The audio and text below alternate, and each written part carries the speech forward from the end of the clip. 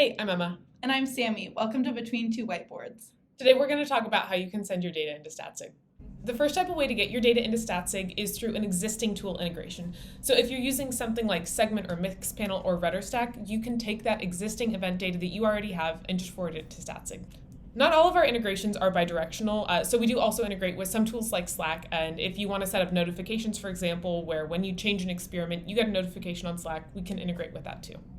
So the second way to bring data into Statsig is through software development kits or SDKs. And we support both client and server side SDKs. So that's iOS, Android, JavaScript, or Node, Ruby, and Python. And we're continually adding new SDKs weekly or monthly, depending on customer need. So to send data through your SDK, you just need to pick what events and user data you need to run your experiments, and then you can code to have the feature log event, check gate, or get experiment.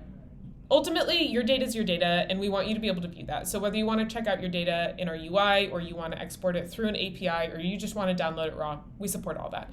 And one of the cool things about Statsig is because we're a smaller company, a lot of our roadmap is determined by customer asks. So most of the tools that we mentioned and the SDKs that we talked about are things that customers ask for. So if you're a current customer and you have other tools you want us to support, or if you're thinking about Statsig and you're curious what we support, reach out and let's chat. Thanks.